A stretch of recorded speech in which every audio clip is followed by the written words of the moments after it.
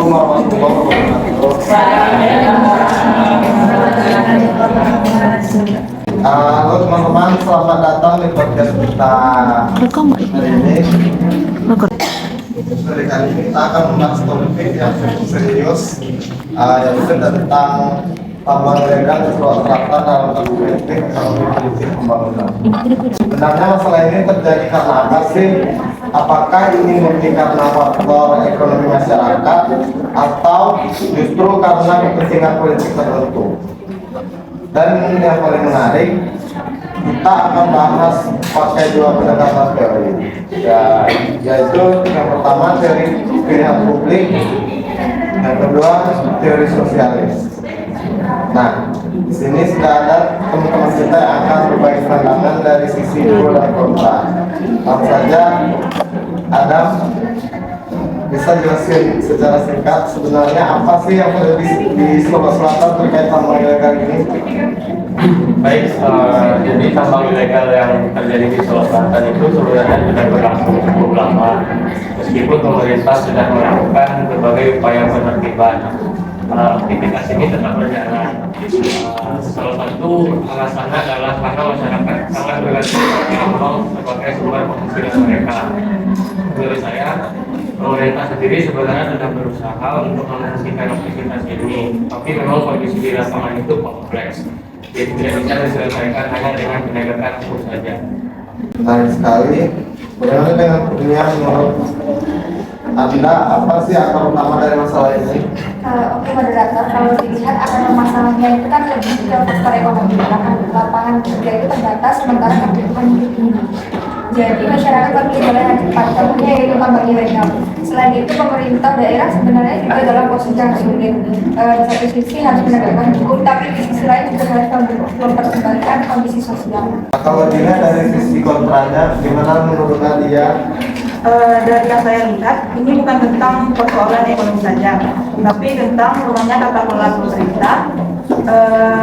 Kalau saja pemerintah pengawasan darinya itu benar dan kuat, seharusnya tambang ilegal ini bisa dikekang.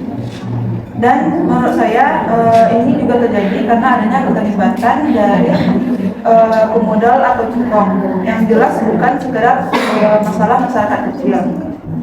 Tapi ini juga sudah masuk ke dalam ranah kepentingan atau aktor yang besar. Nah, sekarang kita masuk ke analisis teori pilihan publik. Menurut Nova, apakah kasus ini berkaitan dengan pilihan publik? Baik, menurut saya pembicaraan tentang ilegal bisa dikaitkan lewat teori pilihan publik, di mana aktor politik bertindak rasional untuk kepentingan pribadi, bukan selalu untuk kepentingan masyarakat. Jadi pembicaraan itu bisa saja disengaja karena ada keuntungan yang didapat. Hal ini juga berkaitan dengan rent setting, yaitu di mana aktor memanfaatkan celah peraturan untuk mendapatkan keuntungan pribadi. Jadi intinya ini bukan hanya sekedar pembiaran atau kelalaian, tapi ada kepentingan di baliknya. Mungkin sekian saya kembalikan. Nah, sebagai pihak yang bagaimana pendapat? Saya setuju bahwa teori tersebut memang relevan, namun kita tidak bisa menilai semua aktor pemerintahan seperti itu. Kita juga harus melihat bahwa pemerintah sudah berupaya melakukan penertiban. Kalaupun masih ada praktik-praktik seperti itu, menurut saya itu lebih ke oknum, bukan keseluruhan sistem. Jadi tidak bisa langsung menyimpulkan bahwa pemerintah gagal. Nah, sekarang kita lihat dari perspektif sosialismenya. Akunnya, gimana pandangan Anda teman-teman? Kalau menurut saya dalam teori sosialisme, negara seharusnya mengelola sumber daya untuk kepentingan bersama. Nah, dalam konteks ini menurut saya pemerintah sebenarnya sudah mengarah ke sana, tapi memang belum maksimal. Karena kondisi di lapangan itu kan sulit, jadi implementasinya memang belum bisa sempurna. Nah, menarik sekali. Apakah kamu setuju ya? Kalau menurut saya sih sebaliknya ya, justru kasus ini menunjukkan bahwa kebebasan negara dalam mendistribusikan sumber daya secara adil. Dan ini juga yang menempati hasil tambang itu hanya dari segelintir pihak, yang mana masyarakat luas malah menerima dampak negatif seperti kerusakan lingkungan dan masalah kesehatan. Oke, sekarang kita bahas tentang dampaknya. Dari sisi pembangunan apa yang akan terjadi? Menurut saya dampaknya sangat besar dari sisi ekonomi. Negara dirugikan karena tidak ada pendapatan atau pemasukan resmi. Dari sisi lingkungan, kerusakan yang ditimbulkan cukup parah.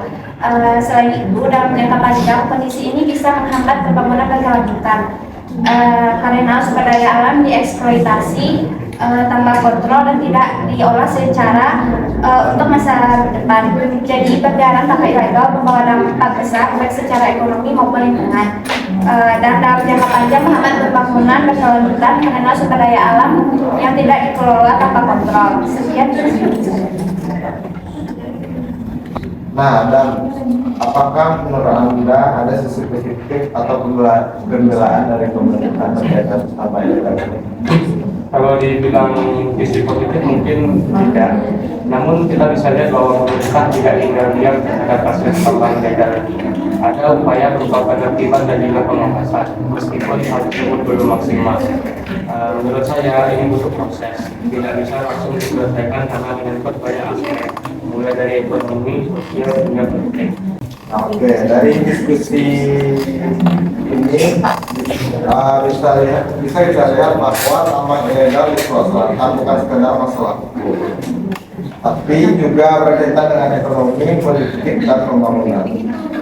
Dari teori pilihan publik, kita belajar bahwa kepentingan aktor bisa mempengaruhi kebijakan.